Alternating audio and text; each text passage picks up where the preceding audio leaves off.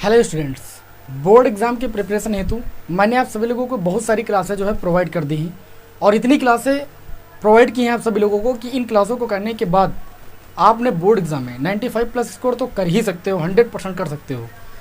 और अब ये जो हमारी क्लास है, आप सभी लोग सोच रहे होंगे कि सर ने अचानक क्लास क्यों ली। देखिए, इस क्लास का मेरा मुख्य उद्देश्य ये है कि मैं आप लोगों को काफ़ी वीडियो प्रोवाइड कर चुका हूँ। तो मैं देख रहा था कि काफ़ी स्टूडेंट्स का एक कमेंट आ रहा था कि सर जो अवकलन के अनुप्रयोग चैप्टर है उसमें जो भाषा वाले क्वेश्चन आते हैं वो 8 नंबर में पूछे जाते हैं, और दूसरी बात आते हैं तो हम लोगों को लगाने में बहुत ज़्यादा दिक्कत होती है, हम लोग लगा नहीं पाते हैं क्योंकि क्वेश्चन को पूरा समझ नहीं पाते हैं। तो इसके पहले मैंने आप लोगों को अवकलन के अनुप्रयोग चैप्टर के अंतर्गत उच्चिष्ट और निम्निष्ट में मैंने महत्वपूर्ण प्रश्नों को बताया है, 2 क्लासों को प्रोवाइड किया है। अगर आप उच्चिष्ट और निम्निष्ट वाले प्रश्नों को सीख गए हैं तो मैं गारंटी लेता हूं कि जो लैंग्वेज वाले 2 प्रश्न आपने स्क्रीन पर देखा है, देखकर ही आप आए होंगे, क्योंकि वो दोनों प्रश्न बहुत ज़्यादा इंपॉर्टेंट है। बोर्ड एग्जाम में रिकॉर्ड तोड़ दिए इन दोनों प्रश्नों ने, कई बार आ चुके हैं। तो क्यों ना पेपर से पहले हम यहाँ पर 15-20 मिनट या 25 मिनट में इन दोनों सवालों को आपको बता देते हैं, हो सकता है फंस ही जाए, है ना। चलिए भाई, फिलहाल इंपॉर्टेंट बहुत है दोनों क्वेश्चन, देख के जाओगे तो आप ही के लिए अच्छा रहेगा। ठीक है, आ जाते हैं तो बहुत अच्छी बात है, और नहीं भी आते हैं तो जानकारी के लिए तो आप सभी लोग पढ़ ही सकते हो, है ना। फिलहाल ये जो हमारी क्लास होगी वो इन 2 महत्वपूर्ण प्रश्नों पर ही है, क्योंकि कई विद्यार्थियों ने हमसे कमेंट के माध्यम से पूछा है। देखिए, यहाँ पर जो प्रश्न है इसमें बोला जा रहा है कि सिद्ध कीजिए कि दी हुई तिर्यक ऊंचाई और महत्तम आयतन वाले शंकु का जो अर्धशीर्ष कोण है वो tan इनवर्स √2 होता है। ये चीज़ आपको सिद्ध करना है। अब ये प्रश्न में जो लिखा हुआ है, क्वेश्चन कई बार आया बोर्ड एग्जाम में, लेकिन विद्यार्थी क्या होते हैं, कंफ्यूज रहते हैं कि हम कैसे लगाएंगे। अरे जब प्रश्न को आप अच्छे तरीके से पढ़ लोगे और पढ़ने के पश्चात आप समझ ले गए तो क्वेश्चन में कुछ नहीं रह गया भाई। देखिए क्या बोला गया, सिद्ध कीजिए कि दी हुई तिर्यक ऊंचाई आपको दी गई है ऑलरेडी, यानी जो भी आपको फलन बनाना रहेगा, और फलन कहाँ से बनेगा, आयतन से। महत्तम आयतन की बात बोली गई है, यानी आयतन को उच्चिष्ट में दिखाना है। तो आयतन में जो भी आपके वेरिएबल होंगे उनको एल और कोण थीटा के पदों में लिखना है, क्योंकि तिर्यक ऊंचाई आपको दी गई है और थीटा जो है आपको सिद्ध करना है कि tan इनवर्स √2 है, और फलन में कोई वेरिएबल नहीं होना चाहिए। बस यही बात आपको पकड़ लेनी है। ये बात पकड़ लेंगे तो लैंग्वेज वाला कोई भी प्रश्न आएगा आप जो है आराम से सॉल्व कर लोगे। यहाँ पर हम क्या करते हैं, एक शंकु बना लेते हैं तुरंत, बहुत ही तेजी के साथ, क्योंकि समय हम ज़्यादा लॉस नहीं करेंगे आप सभी लोगों का।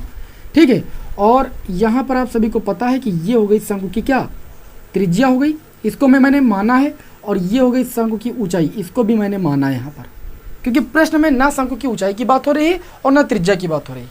वहाँ पर तो बात ये हो रही है कि दी हुई तिर्यक ऊंचाई और महत्तम आयतन वाले शंकु का जो अर्धशीर्ष कोण होता है, शंकु का अर्धशीर्ष कोण कौन सा होगा, ये वाला होगा। ये इसको मान लिया मैंने थीटा है, और शंकु की तिर्यक ऊंचाई दी हुई है, मान लीजिए वो आपकी एल है। एल आपको तिर्यक ऊंचाई दी गई। तो यहाँ पर आप मान क्या रहे हो वो पहले लिखिए। देखिए कैलकुलेशन ज़्यादा है इन क्वेश्चनों में, तो थोड़ा सा समझ लीजिएगा भाई, थोड़ा समय दे दीजिएगा। यहाँ पर माना कि जो शंकु की त्रिज्या है, शंकु की त्रिज्या वो स्मॉल r, और तथा ऊंचाई आपकी कितनी है, ऊंचाई आपकी स्मॉल h मीटर है या h है।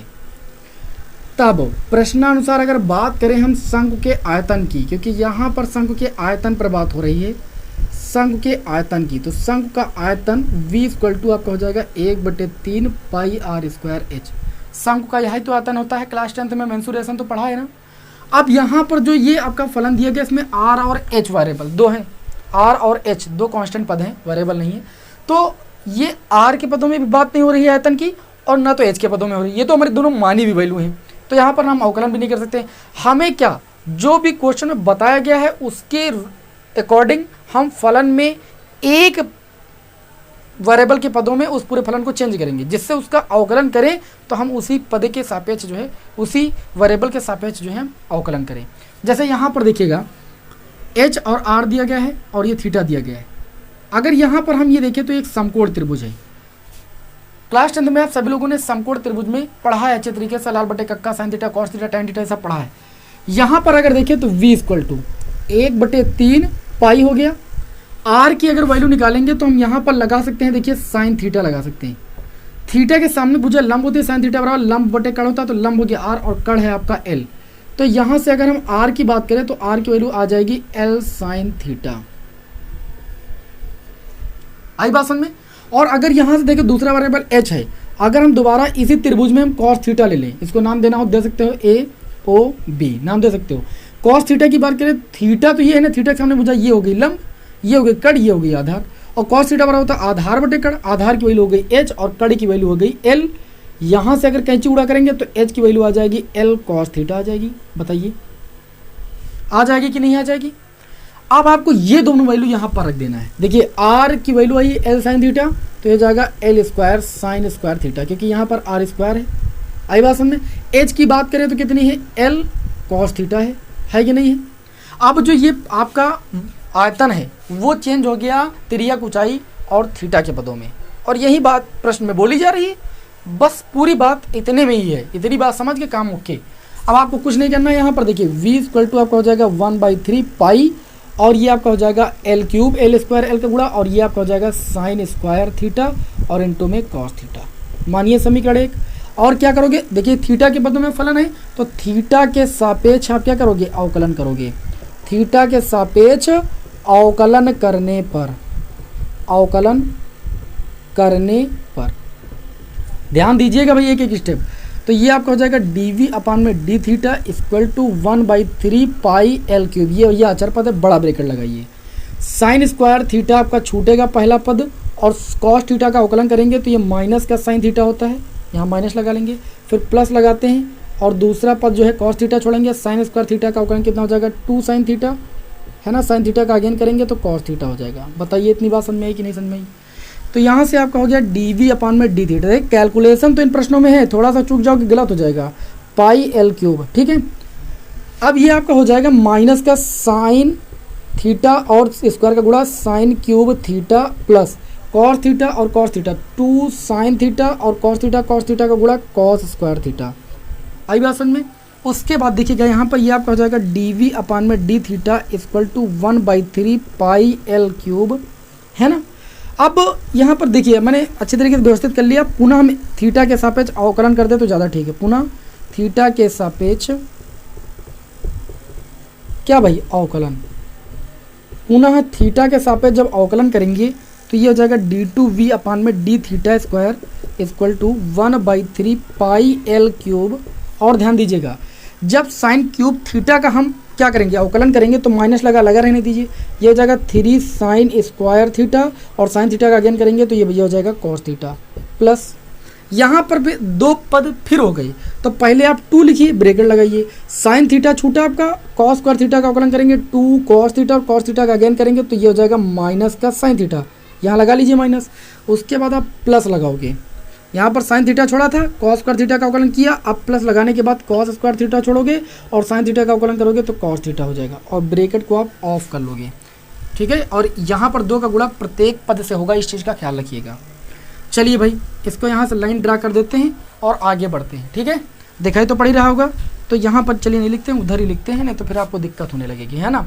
इसको रब कर दें, इसका फिगर वगैरह जो है आप बना लीजिए या समझ लीजिए अच्छे तरीके से, एग्ज़ाम देने से पहले बहुत अच्छे तरीके से, क्योंकि एक एक बात मैं एक्सप्लेन कर रहा हूँ, ठीक है।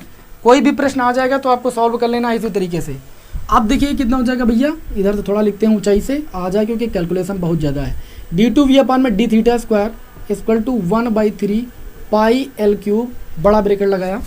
यहाँ पर देखिए माइनस का 3 साइन स्क्वायर थीटा इंटू में कॉस थीटा, इसको वैसे ही लिखा रहने दीजिए, माइनस का 3 साइन स्क्वायर थीटा इंटू में भैया कॉस थीटा और प्लस, और यहाँ पर देखिए 2 का अंदर से जब गुणा करेंगे तो 2 2 जा 4 हो जाएगा, प्लस माइनस का गुणा माइनस हो जाएगा, तो माइनस लगाएंगे 4। और ध्यान दीजिएगा साइन थीटा का गुणा साइन स्क्वायर थीटा और इंटू में कॉस थीटा, तो ये साइन स्क्वायर थीटा और इंटू में आपका हो जाएगा कॉस थीटा। फिर ध्यान दीजिएगा यहाँ पर देखिए इस 2 का गुणा इससे भी होगा तो ये आपका हो जाएगा 2 कॉस स्क्वायर थीटा और sorry cos square theta, cos theta का गुणा कॉस क्यूब थीटा हो जाएगा। बताइए बात समझ में आ रही है कि नहीं समझ में आ रही, समझ में आ रही है ना। चलिए अब आगे क्या करेंगे, ये आपका हो जाएगा भैया d2v अपान में D theta square equal to 1/3 pi L cube, है ना। और यहाँ पर जो बन गया, बनना था बन गया। चलिए इसको समीकरण आप मान लीजिए, समीकरण 3। उच्चिष्ट निम्निष्ट में मैंने आपको बताया था, एक बार अगेन समझा देते हैं। मैंने कहा था कि जब फलन बन जाता है तो फलन का एक बार अवकलन करते हैं, 2 बार अवकलन करते हैं। उच्चिष्ट निम्निष्ट के लिए हम d/dx बराबर 0 दिखाते हैं, यानी जो एक बार अवकलन करते हैं उसको हम 0 के बराबर दिखाते हैं। वहाँ से वैल्यू निकालते हैं और वैल्यू जो है उसको हम द्वितीय कोट जब दोबारा अवकलन किए हैं ना उसमें रखते हैं। और वहाँ पर अगर हमें d2y/dx² या जो द्वितीय कोट का अवकलज होता है उसका मान ऋणात्मक प्राप्त होता है तो उस दी गई वैल्यू पर फलन उच्चिष्ट होता है, और अगर धनात्मक प्राप्त होता है तो उस वैल्यू पर फलन क्या होता है, निम्निष्ट होता है। बात समझ में कि नहीं समझ में? वही कर रहे हैं यहाँ पर। मैंने एक पहले फलन बनाया थीटा के पदों में, अब मैंने क्या किया, इसको एक बार अवकलित किया, 2 बार अवकलित किया। अब यहाँ पर लिखेंगे उच्चिष्ट तथा निम्निष्ट मान के लिए, उच्चिष्ट अथवा निम्निष्ट मान के लिए, निम्निष्ट मान के लिए अथवा, ठीक। अब ये देखिए उच्चिष्ट निम्निष्ट मान के लिए हम क्या करेंगे, dv/d थीटा जो होगा उसको 0 के बराबर दिखाएंगे। चलिए दिखाते हैं dv/d थीटा कहाँ, यहाँ पर है। तो यहाँ पर ध्यान दीजिएगा, इसको आगे थोड़ा यहीं पर बढ़ाते हैं, 1/3 पाई l³ और ब्रैकेट के अंदर आ जाएंगे माइनस का साइन क्यूब थीटा प्लस आ जाएंगे 2 साइन थीटा और इनटू में भैया कॉस स्क्वायर थीटा। इसको 0 के बराबर जब हम दिखाएंगे तो ध्यान दीजिएगा यहाँ पर ये सारा चीज़ उधर 0 के उधर जाएगा तो 0 हो जाएगा, और यहाँ पर बचेगा माइनस का साइन क्यूब थीटा और 2 sine theta into cos theta उधर ले जाएंगे तो 2 साइन थीटा माइनस का हो जाएगा इंटू में कॉस स्क्वायर थीटा। यहाँ ध्यान दीजिएगा माइनस से माइनस कैंसिल, एक साइन से एक साइन कैंसिल, यहाँ पर बचेगा साइन स्क्वायर थीटा, उधर बचेगा कॉस स्क्वायर, इधर ले आएंगे कॉस स्क्वायर थीटा, और क्या बचेगा इधर 2 बच जाएगा आपका। सारी बात समझ में आ गई होगी। कैसे सिंपल है, साइन स्क्वायर थीटा बटे कॉस स्क्वायर थीटा किसके बराबर हो जाएगा, वो आपका टैन थीटा के बराबर हो जाएगा। तो यहाँ पर लिख देंगे भैया टैन स्क्वायर थीटा बराबर 2। तो यहाँ से अगर आप थीटा की वैल्यू निकालोगे तो टैन इनवर्स √2 आ जाएगी। ये बात अभी सिद्ध नहीं हुई भैया, प्रश्न में अभी ये बात सिद्ध नहीं हुई। आपको ये सिद्ध करना था कि महत्तम आयतन वाले शंकु का अर्धशीर्ष कोण टैन इनवर्स √2 होता है। तो ये टैन इनवर्स √2 होगा कब, जब इसका आयतन महत्तम होगा इस थीटा बराबर टैन इनवर्स √2 के लिए। ये चीज़ आपको दिखानी। अब आप क्या करोगे, चाहे theta equal to tan inverse √2 रख पाओ तो रखो, इस द्वितीय कोट की ये इस समीकरण 3 में तो ऋणात्मक मान आना चाहिए, या यहीं से कहीं यूज कर लीजिए आप। यहाँ से जैसे एक समीकरण बनी थी, देखो साइन स्क्वायर थीटा बराबर क्या बनी थी, साइन स्क्वायर थीटा बराबर इधर बचा था 2 कॉस स्क्वायर थीटा। ये मान रखकर इसको हल कर लो, लेकिन मान आपका ऋणात्मक आना चाहिए, तभी तो महत्तम आप सिद्ध कर पाओगे। अब लिखोगे, क्या लिखोगे, साइन स्क्वायर थीटा बराबर 2 कॉस स्क्वायर थीटा। जो ये मान आया है इस मान को कहाँ पर रखेंगे, समीकरण 3 में रखने पर। काफ़ी विद्यार्थी ये चीज़ सोच रहे होंगे कि सर जी यहाँ पर थीटा का मान निकालने के पश्चात यहाँ से क्यों मान रख रहे हैं। अरे भैया ये मान रख दोगे तो वहाँ पर हल ही नहीं कर पाओगे। अब जिससे आया है उसको वहाँ पर रख रहे हैं, इसके पदों में साइन कॉस के पदों में दिया, इसलिए साइन स्क्वायर थीटा बराबर 2 कॉस स्क्वायर थीटा रख रहे हैं। अब बात समझ में आ रही कि नहीं आ रही? हाँ, कंफ्यूज नहीं होना भाई, एक एक बात एक्सप्लेन कर दो उसके बाद कंफ्यूज हो जाओ तो बेकार है हमारा पढ़ाना। देखिए भाई अब ये आपका क्या हो जाएगा, ध्यान दीजिएगा, ये आपका हो जाएगा d2v/d²। बस ध्यान दे दीजिए कैसे ऋणात्मक आता है, बाकी तो काम हल करो या ना करो, ठीक। ऋणात्मक सिद्ध कर दो, महत्तम आ जाए बस। यहाँ पर देखिए माइनस का 3 हो जाएगा और साइन स्क्वायर थीटा के स्थान पर 2 कॉस स्क्वायर थीटा जैसे यहाँ पर रखोगे तो 3 दूनी कितना हो जाएगा, माइनस का 6, और ये आपका हो जाएगा कॉस क्यूब थीटा। उसके बाद माइनस का 4 है आपका, साइन स्क्वायर थीटा के स्थान पर 2 कॉस स्क्वायर थीटा रखोगे, 4 दूनी 8, ये हो जाएगा कॉस क्यूब थीटा, और प्लस का 2 कॉस क्यूब थीटा पहले से ही है भैया, लिख दीजिए। हाँ समझ आई। अब ये आपका हो गया d2v/d theta square equal to 1/3 pi l³। जो बच्चे इधर ध्यान देंगे उन्हीं को यह कैलकुलेशन समझ में आएगा, नहीं तो नहीं समझ में आएगा। -6 -8 माइनस का 14, माइनस के 14 से प्लस का 2 हो जाएगा माइनस का 12 कॉस क्यूब थीटा। इसको काटोगे 3 चौक 12, d2v/d theta square equal to आपका आ गया माइनस का 4 पाई l³ कॉस क्यूब थीटा। जो d2v/d थीटा का स्क्वायर का मान आया इस मान के लिए, इस मान को इसमें प्रतिस्थापित करने पर वो आ गया ऋणात्मक। इसका मतलब theta equal to tan inverse √2 पर आयतन जो होगा, किसका आयतन, शंकु का आयतन, क्या होगा भैया, महत्तम होगा। ये इतने बड़े प्रश्न होते हैं ना, इसीलिए जो है विद्यार्थी और हम कह सकते हैं कि टीचर भी इनसे दूरी बना के रखते हैं। बात सत्य है कि नहीं सत्य है, कमेंट में ज़रूर बताइएगा। मैं एक टीचर हूँ, मैं पढ़ा रहा हूँ, 6 साल से पढ़ा रहा हूँ, ठीक है। मैं अपना एक अनुभव शेयर कर रहा हूँ। इतना बड़ा कैलकुलेशन देख के ना स्टूडेंट इसको पढ़ने में मन लगाते हैं और ना टीचर इनको पढ़ाने में मन लगाते हैं, समझ रहे हो ना। हाँ, तो ये बस अगर सही लग रही होगी तो बताना जरूर मैं। तो चलिए इसका स्क्रीनशॉट लीजिए, फिर हम बढ़ते हैं अपने इस क्लास के एक और ज़बरदस्त प्रश्न के साथ, है ना।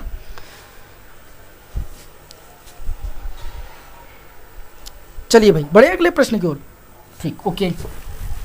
देखिए भाई अगले प्रश्न को ध्यान से देखिएगा, ये भी थोड़ा सा बहुत ही इंपॉर्टेंट प्रश्न मैंने लिया है क्योंकि एग्जाम में कई बार रिपीट हुआ है ना, कई बार रिपीट हुआ है। देखिए यहाँ पर अगला प्रश्न है, सिद्ध कीजिए कि r त्रिज्या के गोले के अंतर्गत उच्चतम आयतन के लंबवृत्तीय शंकु की ऊंचाई 4r/3 है। क्या बोला जा रहा है, सिद्ध कीजिए कि r त्रिज्या के गोले, सबसे पहले बनाइए आप एक गोला, बढ़िया बन गया है ना, झकास गोला बना हुआ है, ठीक है। r त्रिज्या के गोले जिसकी त्रिज्या कितनी है, r है।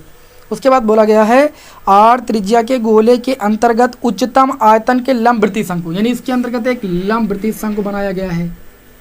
मैंने बना दिया एक लंबवृत्तीय शंकु, क्लियर हुई इतनी बात। उसके बाद बोला जा रहा है उच्चतम आयतन, यानी उच्चतम आयतन इसमें भी दिखाना है, बस फर्क इतना है कि यहाँ पर एंगल की बात नहीं हो रही।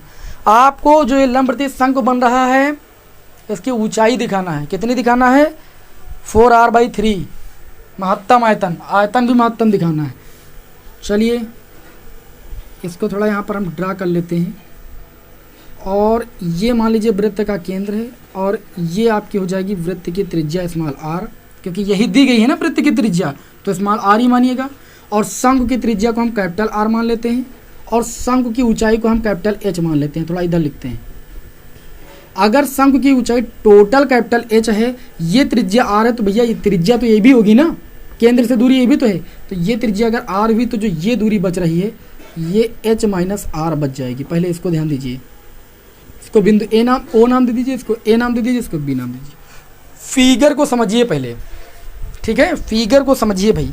इसमें बोला गया सिद्ध कीजिए r त्रिज्या के गोले के अंतर्गत उच्चतम आयतन के लंबवृत्तीय शंकु की ऊंचाई, ठीक है। तो यहाँ पर हम क्या करेंगे, जो माना वाना वो लिख लिया ना, अब यहाँ पर हम डायरेक्ट लिखेंगे शंकु का आयतन, क्योंकि इतना इसमें कैलकुलेशन है कि व्हाइट बोर्ड पर आता नहीं। शंकु का आयतन, शंकु का आयतन क्या होता है भैया, अभी मैंने बताया 1/3 πr² h। अब यहाँ पर एक चीज़ का ख्याल रखिएगा, r² स्मॉल नहीं लिखिएगा, कैपिटल R रखिएगा। क्यों, क्योंकि आपने शंकु की त्रिज्या कैपिटल R मानी है। जो स्मॉल त्रिज्या वो तो वृत्त की त्रिज्या है ना, उसके पदों में तो आपको यहाँ पर क्या लाना है भाई, 4r/3 ऊंचाई लाना है आपको।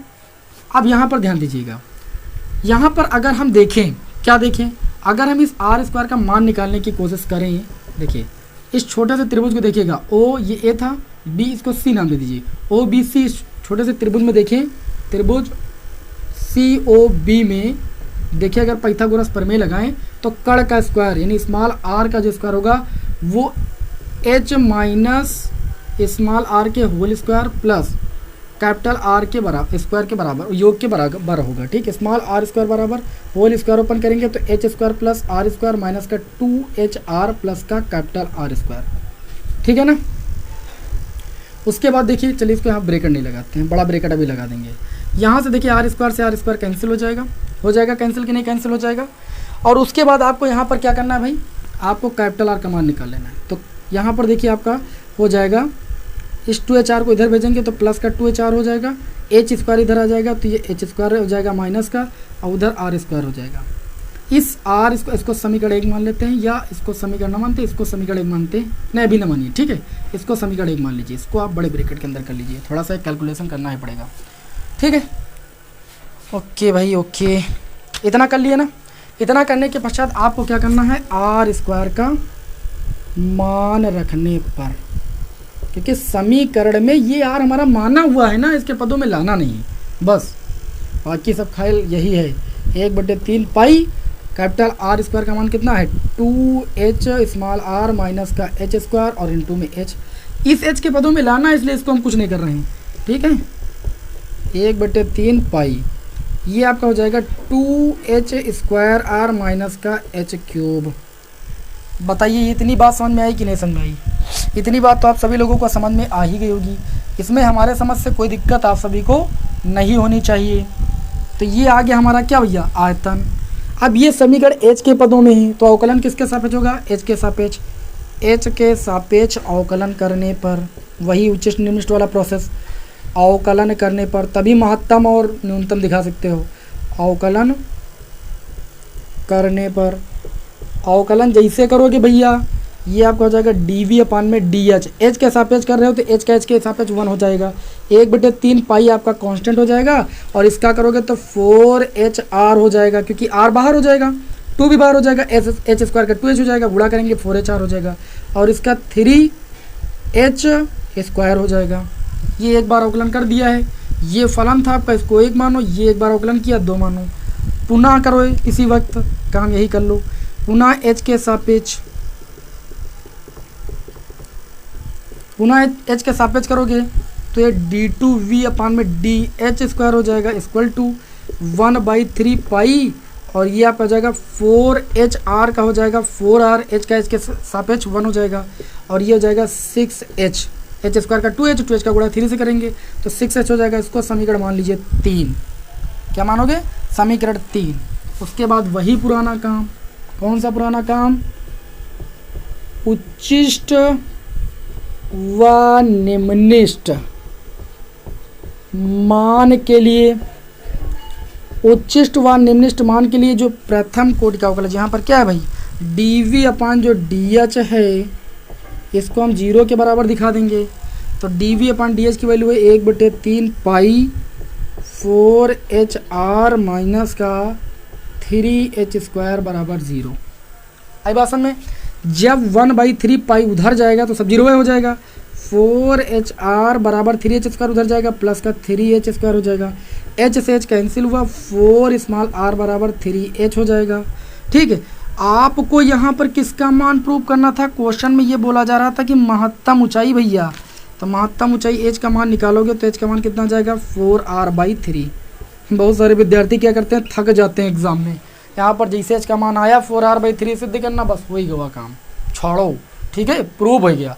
लेकिन अभी इससे बात बची हुई है भैया, अभी महत्तम दिखाना है। ठीक, महत्तम के लिए आप क्या करोगे, जो ये h की वैल्यू आई है इसको कहाँ रखोगे, द्वितीय बार जहाँ आकलन की हो, मान समीकरण 3 में रखने पर वहाँ पर ऋणात्मक आएगी बात, तभी तो महत्तम सिद्ध हो पाएगी बात, जो अभी महत्तम वाली बात बोली गई। तो समीकरण 3 है आपकी d2v अपान में dh स्क्वायर इक्वल टू 1/3 है ना, पाई हो गया, और ये आपका हो गया 4r हो गया, माइनस का h के स्थान पर 4r/3 रखोगे जैसे, तो 6 इंटू में 4r/3 हो गया। ये d2v अपान में dh स्क्वायर की वैल्यू हो जाएगी 1/3 पाई, है ना। यहाँ पर देखिए आपका कितना हो जाएगा, 3 एकम 3, 3 दूनी 6, तो ये आपका हो जाएगा 4r माइनस के 4 दूनी 8r। तो इसको यहाँ से देखोगे d2v अपान में dh स्क्वायर की वैल्यू आपको मिल गई 1/3 पाई, 4 से 8r जाएगा तो ये माइनस का 2r बचेगा, ओह सॉरी 4r बचेगा, तो माइनस का 4 पाई r ऊपर हो जाएगा और बटे में 3 हो जाएगा। ये वैल्यू कैसी मिल गई आपको, ऋणात्मक मिल गई। तो आपको क्या लिखना रहेगा, आपको भैया लिखना रहेगा कि h बराबर 4r/3 के लिए यहाँ पर जो शंकु का आयतन होगा वो क्या होगा, इस r त्रिज्या के गोले के अंतर्गत जो शंकु का आयतन होगा वो क्या होगा, महत्तम होगा। किसके लिए, जब उसकी ऊंचाई 4r/3 होगी। बताइए, दोनों क्वेश्चन मैंने मक्खन कर दिए कि नहीं कर दिए। अरे इसी टाइप का कोई भी क्वेश्चन आ जाता है भैया, बस आपको ऐसे करना है, लैंग्वेज समझ जाइए, बस जो मानिए उसको फलन में मत रखिएगा, बस मेन तरीका यही था। एग्ज़ाम के पहले ये 25 मिनट के वीडियो आप सभी लोगों को लाभान्वित करे, ठीक है, यही मेरी शुभकामना है। आप सभी का पेपर बहुत अच्छा हो। मिलते हैं आपको नेक्स्ट वीडियो में। जय हिंद, वंदे मातरम।